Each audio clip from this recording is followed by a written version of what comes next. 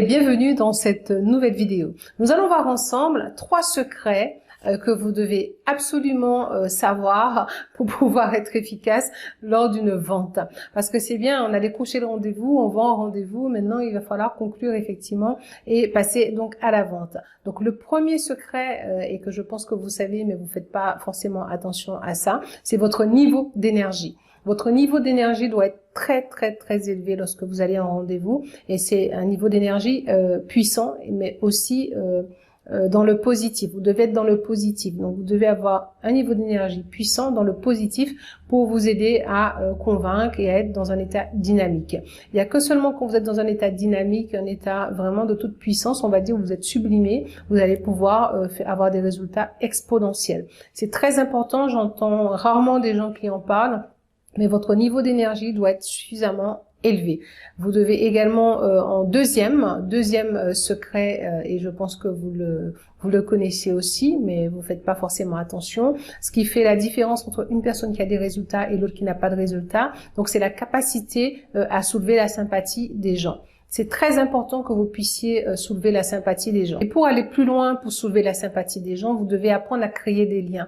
Créer des liens avec les gens, savoir par exemple quand vous rencontrez quelqu'un, donc de complimenter. Je vous dis pas de mentir, parce que si la personne, voilà, il est mal habillé, vous n'allez pas lui dire oh j'adore votre chemise par exemple. Mais d'être vrai, d'être authentique. Mais si par exemple vous voyez que la personne a une passion, vous pouvez très bien lui dire ah mais c'est génial, c'est vrai que c'est quelque chose que je ne connais pas, je me suis pas vraiment intéressée, mais ça a l'air passionnant. Vous pouvez faire parler de la personne de sa passion. S'il parle de ses passions, ben vous allez voir, il devait avoir ses yeux qui pétillent et il va être voilà tout sourire, voilà. Donc ce sera quelqu'un que vous allez faire parler et qui va vraiment s'intéresser donc à vous. Donc c'est très important que vous puissiez toujours vous intéresser à l'autre et donc faire en quelque sorte, je vais pas dire faire des amis, mais en tout cas d'attirer ce type de personnes dans le bon sens avant de penser uniquement à votre vente, puisque quand vous faites une vente, il faut savoir que la personne achète soit l'entreprise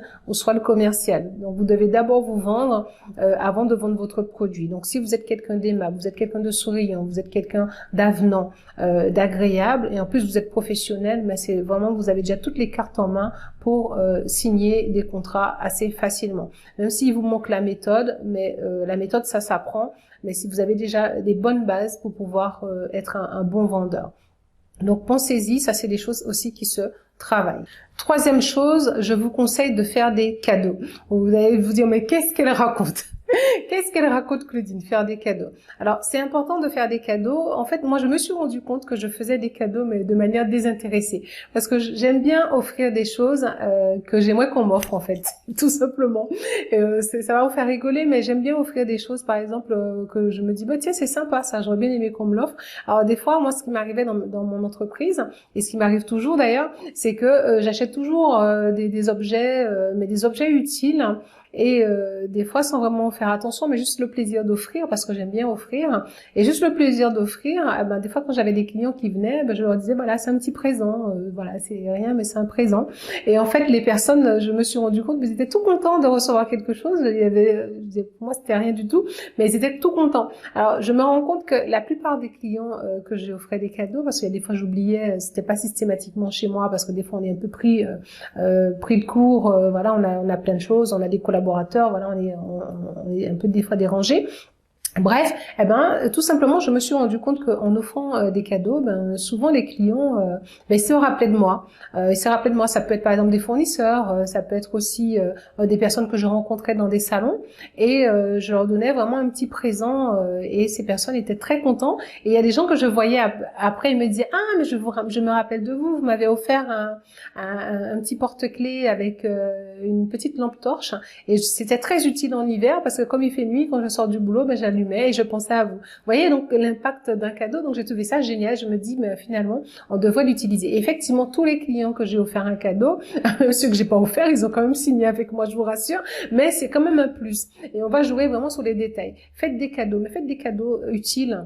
Des cadeaux qui vont permettre aux gens de penser à vous. Si vous savez que vous avez un client qui est fumeur, mais bon, moi je ne suis pas trop pour les fumeurs, mais bref, c'est pas grave, chacun fait ce qu'il veut. Mais vous pouvez toujours offrir un beau briquet, par exemple, un briquet qu'il a envie de garder. N'allez pas acheter un truc à 2,50 €, mais offrez quelque chose qui peut durer dans le temps. Et souvent, quand j'allais en rendez-vous, donc lors de mes premiers rendez-vous, de manière désintéressée, hein, c'est toujours, mais je ramenais toujours quelque chose en fait. Je ramenais toujours donc, par exemple, je vais vous montrer ce que je ramenais. Donc, je crois que j'en ai un ici.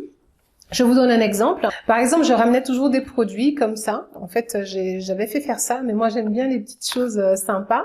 Et j'avais fait de toutes les couleurs. Et du coup, on avait offert un boîtier comme ça avec un stylo. Alors souvent, des fois, j'avais dans des rendez-vous voilà, où je suis cliente cette fois-ci, et on me donne des cadeaux, mais voilà, des stylos. Bon, c'est toujours gentil d'avoir un stylo, mais bon, des stylos lambda. Sauf que ça m'a pas coûté énormément d'argent, mais c'est quand même très classe. Et en fait, le client, il avait gardé le petit porte-clés là, comme ça. Vous voyez, donc ça s'allume, hein, je sais pas si vous voyez à la caméra. Et il m'a dit ça m'a vraiment fait plaisir. Il m'a dit, je me suis rappelé de vous, ça faisait un bon moment que je l'avais pas vu. Et on s'est vu vraiment par hasard. Et il me dit, je me suis rappelé de vous parce que j'utilise tout le temps votre porte-clés. Et puis il y a le nom de l'entreprise dessus. Donc le stylo qui est quand même très classe, hein, vous voyez. Donc j'avais de différentes couleurs. Et à chaque fois, j'avais pris l'habitude de toujours remettre un petit présent à mes clients, soit quand ils viennent me voir, ou bien même mes prospects, hein, soit quand ils viennent me voir, ou encore lorsque j'allais chez eux. Donc, c'est très important. Je vous conseille d'utiliser la même méthode également pour pouvoir vraiment, on va dire, soulever la sympathie et vous verrez, l'impact, elle est totalement différente. Moi, je le faisais de manière désintéressée, mais j'ai vu que l'impact était quand même très positif, hein, et j'ai continué à le faire. Donc, j'en ai toujours plein. Et en plus, il y a le nom de votre entreprise, donc c'est utile. Les gens se rappellent de vous. À chaque fois qu'ils vont prendre leur porte-clés ou le stylo, ils vont se rappeler de vous. Mais donnez des choses qui sont attrayants.